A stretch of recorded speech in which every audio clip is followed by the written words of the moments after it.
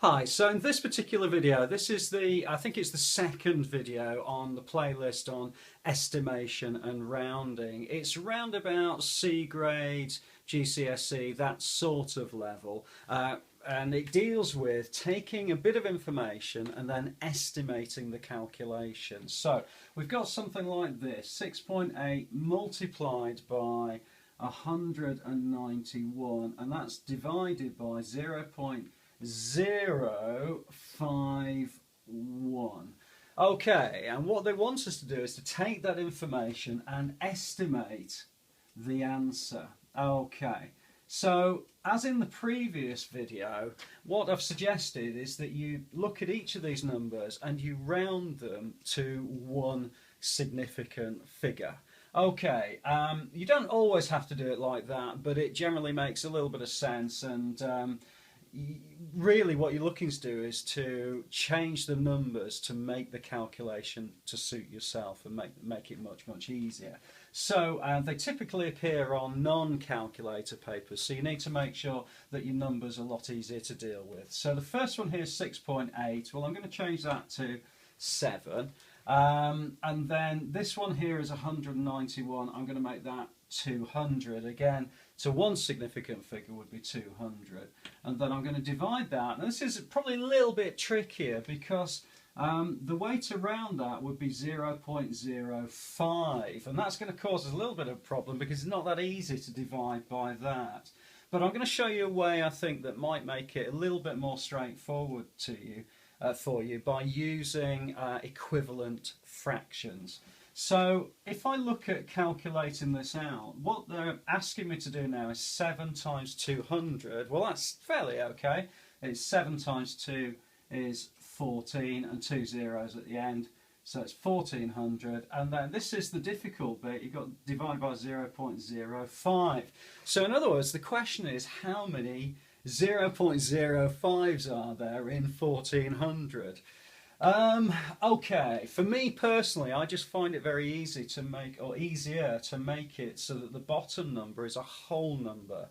Now, I can change it to 5, and the way I would do that is if I put 1400 here, if I want to change that to 5, at the moment it's 0.05. So what I need to do is move the decimal point 2 places, 1, 2, and that would make that 5. Well, that's okay. If I can divide by 5, I'm standing a bit better chance of being able to perform the calculation. The problem is that whatever you do to the bottom with a fraction, you have to do to the top. So at the moment, the decimal point is here. So I've moved it twice at the bottom, so I have to move it twice at the top. So in other words, I actually have to put in a couple more zeros. So I now end up at the top with 140,000. Okay, so I've added 2 zeros onto 1,400 and it's become 140,000.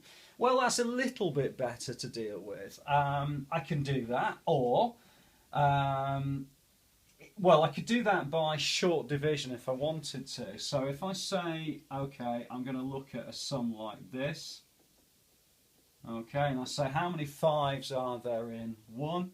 Well, there's none. How many 5s are there in 14? Well, there's actually 2 and 4 left over. How many 5s are there in 40? Well, there's 8.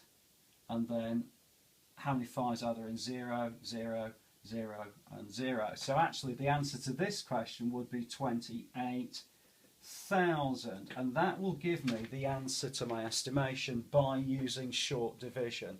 Now if you're not familiar with that method, then perhaps the other thing you could consider is at the moment you've got 140,000 divided by 5. Well, I don't want to divide that by 5 because I don't really like short division. So what I'm going to do is use the same principle of changing my fraction to suit myself. I'm going to multiply that by 2, because if I multiply it by 2, I get over 10. Well, 10's great because all I need to do then is move the decimal point. So I've got 140,000. I'm going to also multiply that by 2, and if I do that, it will become 28 or 280,000. and then I've got to divide that by 10, so I move the decimal point back one place, and that will make it 28,000. Okay, so it doesn't really matter. I can use short division if I want to, or I can manipulate the fraction to suit myself. And if you're not sure about how to do that, if you let me know in the comments section, then I'll post some separate videos on manipulating fractions to suit yourself and suit the calculation. Appreciate that's a little bit further, we've gone a little bit further from our original question at the top here, but I just want to make sure that you're okay to go from something like that to a final answer, okay? And to get that final answer isn't always that straightforward if you're dividing by 0.05. I hope that's been helpful to you. Please do add a comment below. Please subscribe to the channel, and I'll look forward to seeing you inside the next video.